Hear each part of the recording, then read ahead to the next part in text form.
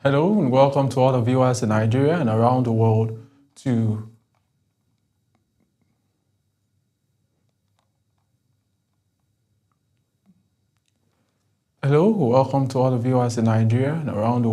News Circle on Global Television, coming to you from my studios in the nation's capital. I am Ubong Usoro. A quick reminder, Global Television is on DSTV channels 365 and Star Times 276.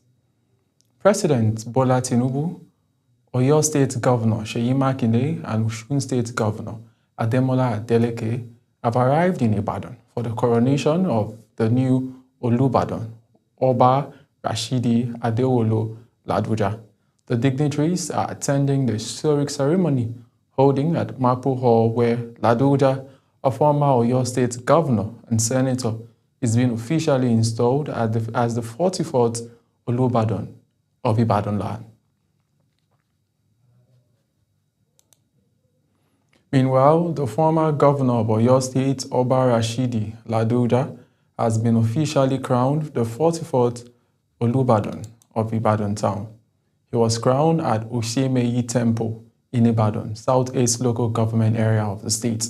Ladoja, who had earlier received the traditional Akoko leave at the Lakboside family Ojoba, Ibadan, is expected to formally be presented with the staff and instruments of office by Governor Seyi Makinde at the historic Mapo Hall. It will be recalled that Ladoja became Olubadan designate following the passing of the 43rd Olubadan, Oba Owolabi Olakunyi, who joined his ancestors on Monday, July 7, 2025. All Progressive Congress stakeholders from Kano State rose from a one-day crucial meeting with a resolve to support President Bola Ahmed Tinubu's second-term bid. The stakeholders who held the meeting in Abuja said the meeting is to assess the state of the party and strategize positioning themselves for victory in the 2027 general elections. Our correspondent was there. The APC stakeholders meeting had in attendance the who is who of APC in Kano State.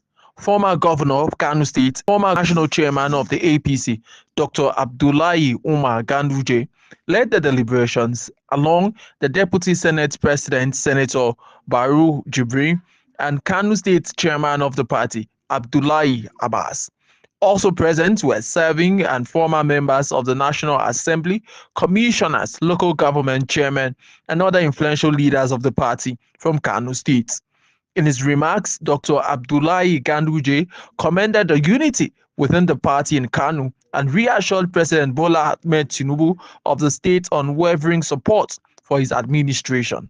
He praised the president's achievements so far, particularly in infrastructure, agriculture, and economic reforms, noting that Kano people have continued to feel the impact of his leadership. Critical stakeholders of APC of Kano State, we are here and we examine the progress, the successes that we have achieved in our great party in Kano State. We are also here in order to assure Mr. President Asiwaju Bola Ahmed Tinubu, the President of the Federal Republic of Nigeria, that our party in Kano State, we are solidly behind him. The Deputy Senate President, Senator Baru Jibril, described the meeting as timely, stressing that the APC in Kano remains strong and committed despite the outcomes of the last elections. He expressed optimism that with the renewed strategy and stakeholders' engagement, the party will reclaim its dominance in the state. The President and Commander-in-Chief of the Armed Forces of the Federal Republic of Nigeria, Senator Bola Ahmed Tinubu, Asiwaju Bola Ahmed Tinubu, has done very well for our state and indeed the entire nation. We encountered several projects that are being implemented. Others are ongoing in our state and indeed the entire northern part of this country. The Kano State chairman of the APC, Abdullahi Abbas, in his remark, emphasized the importance of unity and active engagement of all party members at the grassroots level. He outlined plans to intensify membership drives, strengthen local structures, and ensure that every ward in the state is fully mobilized ahead of the 2027 elections. Key points highlighted are two: strengthening party internal unity and discipline, and enhancing grassroots mobilization. Resolution reached at the meeting included strengthening grassroots mobilization, reconciling aggrieved members, and intensifying membership drives across all 44 local government areas of Kano State. The stakeholders unanimously resolved to stand firmly behind President Bola Ahmed Tinubu and ensure overwhelming support for his administration. The meeting ended with a vote of thanks and a renewed pledge of loyalty to APC both at the state and national levels. Obon Osoro for Global Television. The federal government has announced Nigeria at 65, all hands on deck for a greater nation, as a theme for the 2025 Independence Day celebrations. Officials say the theme reflects Nigeria's resilience since 1960, while urging unity, patriotism, collaboration among citizens, institutions, and stakeholders to build peace and prosperity under the Renewed Hope agenda. Events marking the celebration include a Jumat prayer on September the 26th, a church service on September the 28th, and a World Press Conference of September the 29th in Abuja. The lush greens of the Tukuru Yusuf Buratai International Golf Resort and Country Club in Abuja are the stage for this year's Independence Golf Tournament. With more than 400 golfers, including professionals and diplomats, are set to compete not just for trophies, but to celebrate the spirits of service and sacrifice. Chairman of the local organizing committee, Dr. James Agbohense, said this tournament is about unity, camaraderie, and above all, honoring the officers who have served the nation. This event is more than just a sporting competition. It is an opportunity to reflect on the values upon which our dear nation was founded. That is unity, perseverance, discipline, and excellence. Beyond golf, this event also represents the growth and development of our club community. Captain of the TYB Golf Club, Major General Samson Jia, represented by the Vice Chairman of the TYB Golf Club, Dr. Ali Peters, says the week-long event will also witness the commissioning of new projects at the club, from a golf practice range to a kart bay and other facilities, the promise to boost the golfing experience. This event is important and unique is because this is the first time we're having an independence tournament. All right. The Federal High Court in Abuja has rejected the no-case submission filed by Nnamdi Kanu, leader of the banned indigenous people of Biafra, in his terrorism trial. Justice James Omotosho ruled that the prosecution, led by the Department of State Services, had established a prima facie case requiring Kanu to open his defense. Our correspondent brings details. Kanu's legal team has argued that no evidence linked him to terrorism, claiming his calls for self-defense were constitutional rights, not incitement to violence. The judge made a ruling that there's a prima facie evidence that needs to be explained. So in common parlance, it calls on him to come and mount his own defense. But there is the other aspect of the ruling that concerned extraordinary rendition. That very one is one that compounded us, because the extraordinary rendition of Mazi Nnamdi Kanu is so open and notorious. The challenge is prolonged solitary confinement. However, the court found sufficient grounds to proceed. In a significant health-related development, the court ordered the Nigerian Medical Association to form an expert team to assess Kanu's medical condition within the 8 days. This report will determine his fitness to stand trial. The next court session is scheduled for October the 8th to review the medical finding and set the trial date. It's but there's a short date given of 8 days for the NMA to submit its report. So somebody is ill, I don't think NIA is going to change much of that. But I think the judge wanted to leave the record open to admit every possible evidence regarding this matter.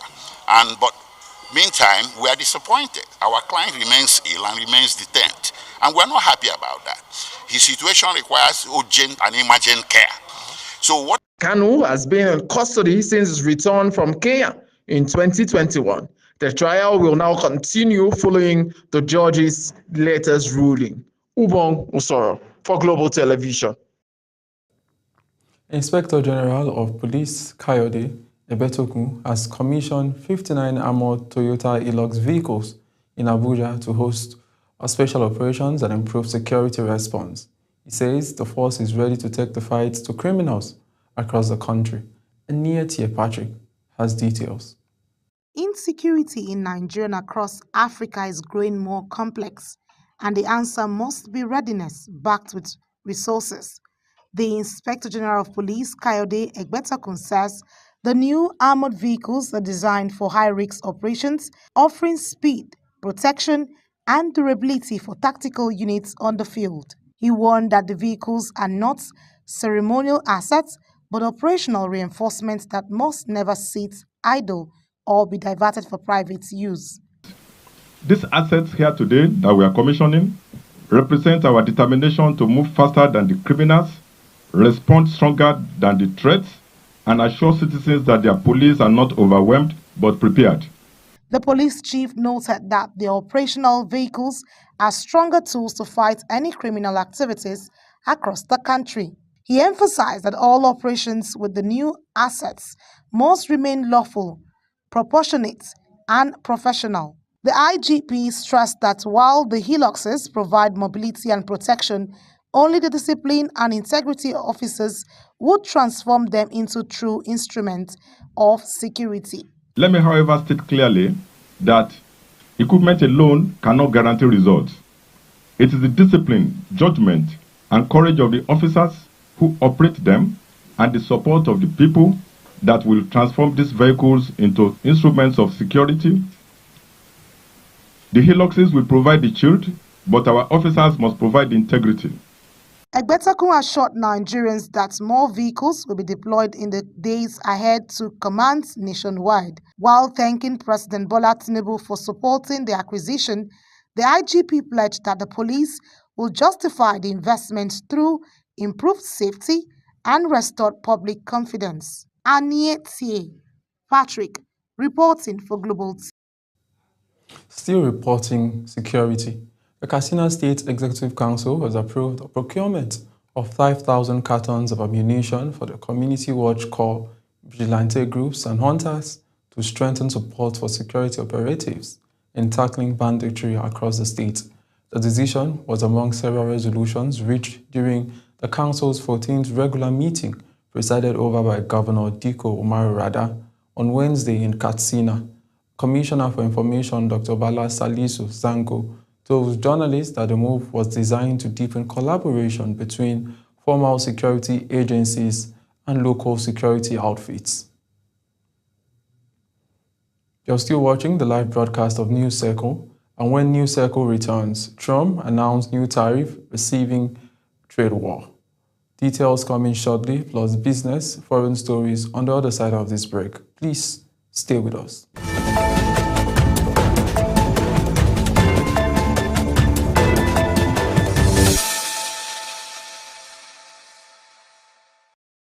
In business, U.S. President Donald Trump has announced Thursday's punishing tariffs on pharmaceutical, big rig trucks, home renovation features, and furniture, reviving his global trade war. The late evening announcement is the harshest trade policy by the president since last April's shock unveiling of reciprocal tariffs on virtually every U.S. trading partner across the globe.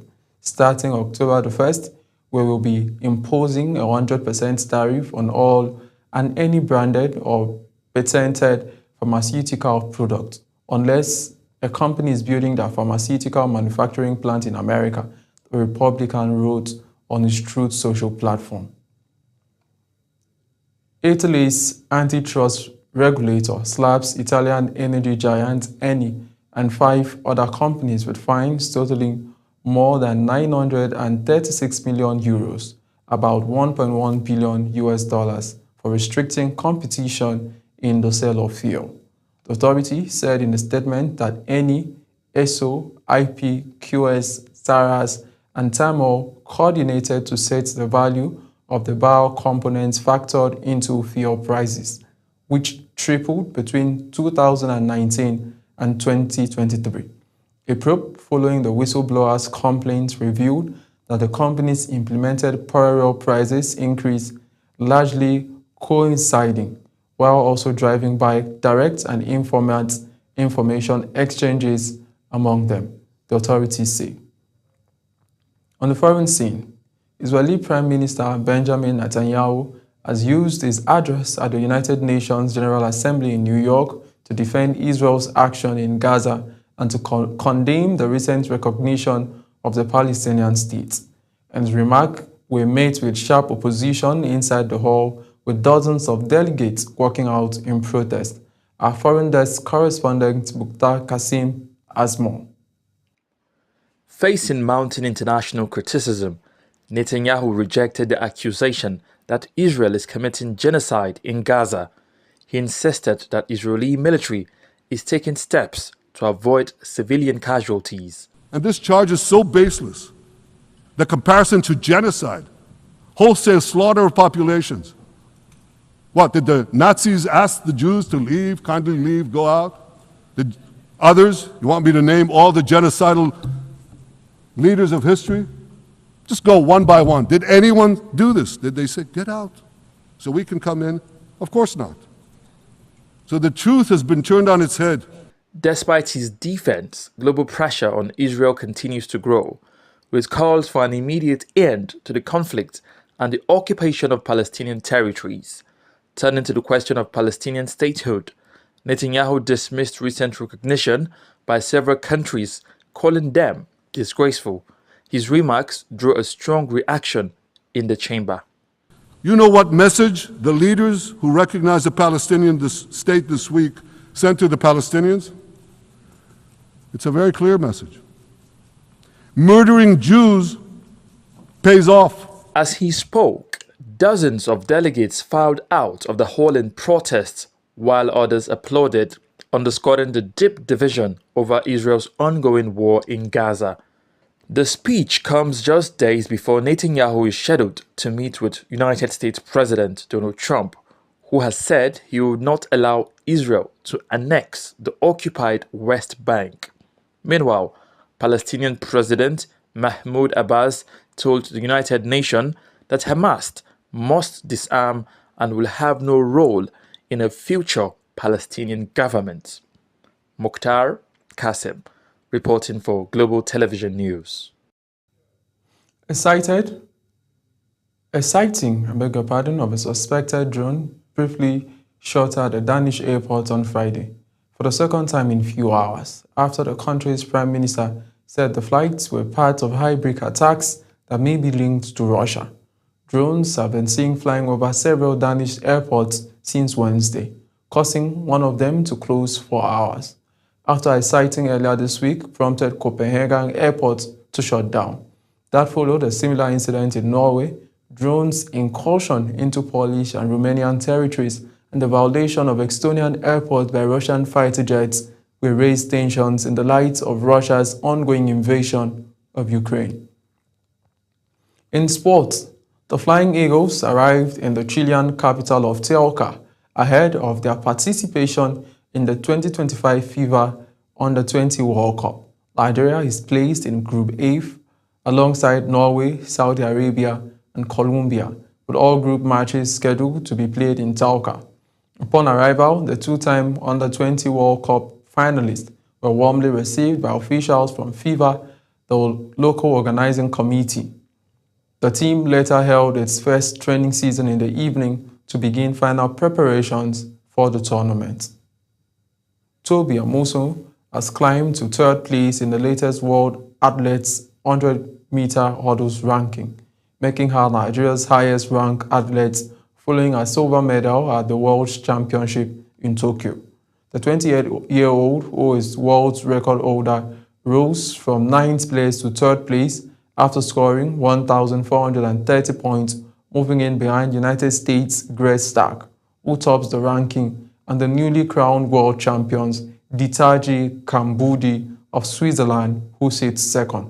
Musan, who made a major leap in the overall women's ranking, rising 40 places from 68 to 28, is currently the only Nigerian woman inside the global top 100 after Favour Ofili, who previously featured dropping out following a switch of allegiance to Turkey and absence from the championship.